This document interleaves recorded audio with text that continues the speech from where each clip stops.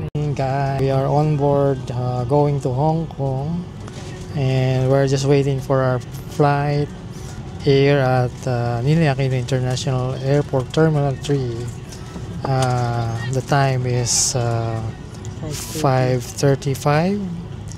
In a few minutes we're flying, and see you guys in Hong Kong. Bye.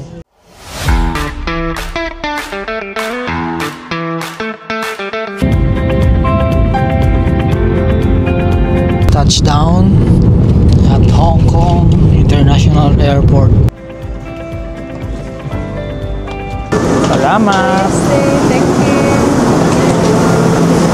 So guys, ito na namang kwento ng paglalakbay. This time, nandito tayo sa Hong Kong. So, samahan nyo kami. So, first step, immigration. Meron pa kaya tayong ano dito, yung arrival card. Tapos nun, immigration. Init ngayon sa Hong Kong, so hindi na maulan, kaya okay yan. Katsyan po tayo ng magandang panahon.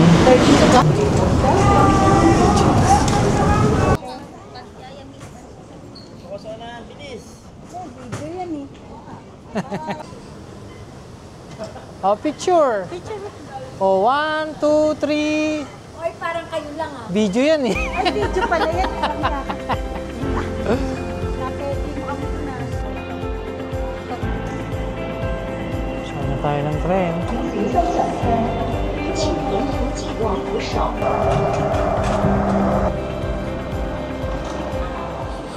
So guys, nakalabas na tayo ng immigration. Wala na pala yung sinasabi nila na ano yung arrival card dito sa Hong Kong. Basta i-present mo lang yung passport tsaka yung boarding pass. So then i-register lang nila. Pagkatapos nun, okay na, good to go na. Parang ano, sa Korea. Mahal. Nakakaibig. Hi.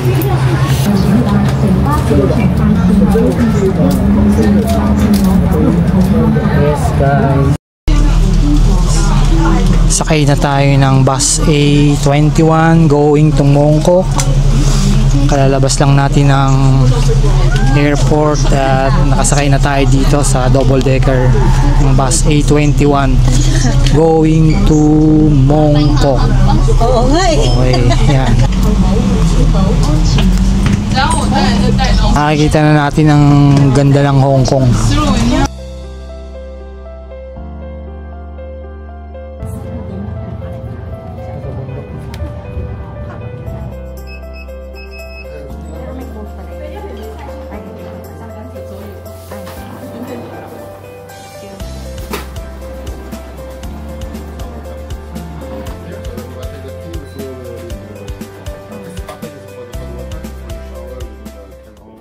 So guys, nandito na kami sa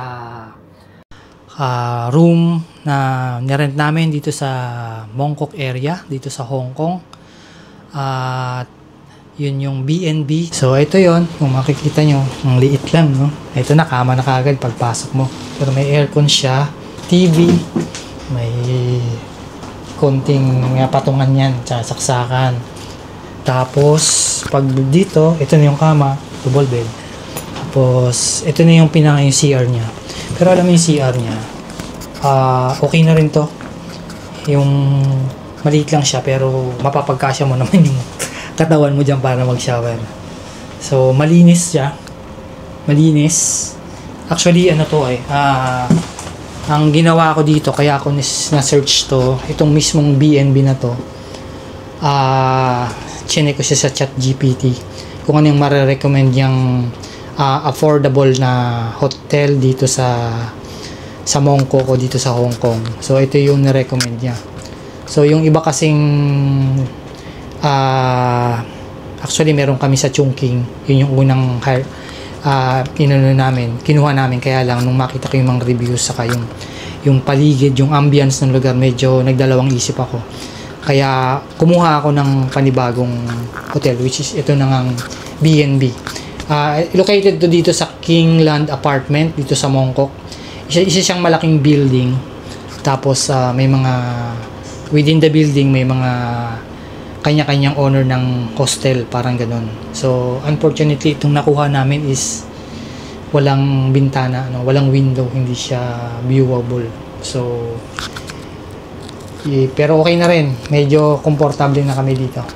So doon sa mga budget traveler, okay naman to. Kung sa akin, okay na to.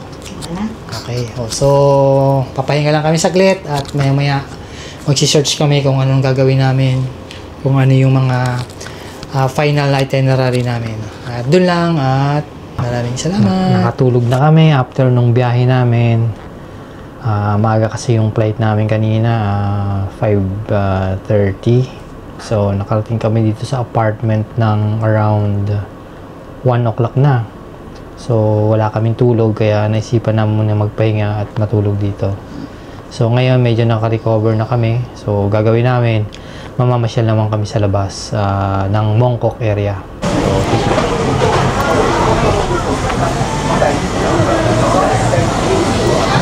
So di ba tayo lumabas kanina? Kanina wala pa to, sarado pa to kanina, di ba? Alala mo? Ay, hindi para tayo dito pumasok. Ay, ba? Magpakain mo pa lang. Wait lang. Ay, wait lang. Mamaya maligaw tayo eh. Hindi, doon tayo. Oo nga.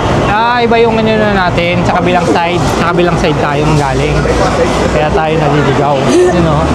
Punta tayo doon, sa kabila tayo dumaan. Let's go. Oo. Kaya pala sabi ko, ba't parang naiba yung lugar? Dito kumain.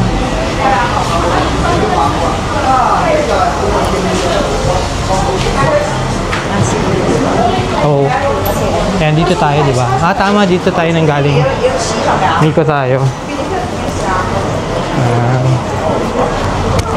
Yan. Dito yung pusa eh. Sabi ko parang mabago. Pakakit tayo ng elevator, tatawid tayo sa kabila. Titingnan natin kung anong meron doon. So, since first timer tayo, hindi pa natin alam kung ano yung meron dito sa Mongkok. So, sanay naman kami mag-explore. Sanay kami maligaw. Kaya ngayon, tingnan natin kung anong mangyayari sa lakad natin. Okay. Tambayan talaga nila, no? Oo, tambayan natin yan. Mongkok. Kaya makikita mo, mga maayos naman. Di ba? Talagang tambayan nila. So, ito guys, para lang tayong nasa Divisoria, Yan. Talagang yung mga bus dito, wala akong nakikitang puro double decker siya. Yung mga bus number 272X. Ba tayo. Para ka lang ding nasa Binondo. Yung vibe niya parang Binondo, Chinatown. Iikot natin yung Mongkok area. Ito mga durian. Yan, ingatan natin ditong ma-jaywalking kasi mahalang penalty, mahalang fines dito. Na-jaywalking tayo dito. Ito, welcome. Ano to eh? Alam ko ano to eh. Isa sa mga mura eh. Mga supermarket. One. Red bean. Red bean. $6. $6 pesos. $6.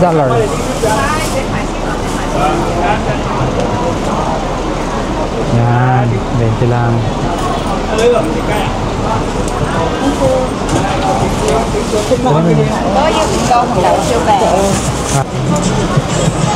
Dito may pinipilahan dito. Tingnan tayo, pila tayo dito. Yan. Sandaan. Pwede na yan. $31. So makikipila tayo.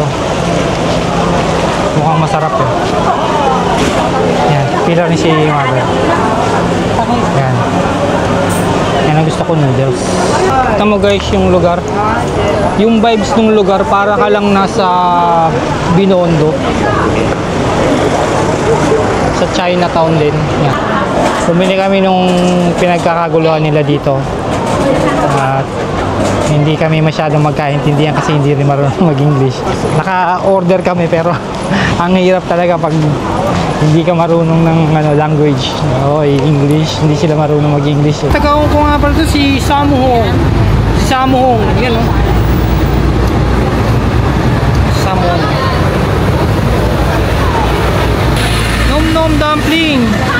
Dito lang sa harap ng Nathan Road.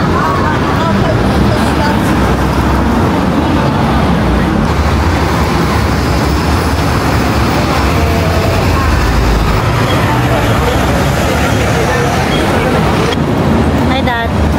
Hello. Ito tayo sa Nathan Road. Naglalakad-lakad.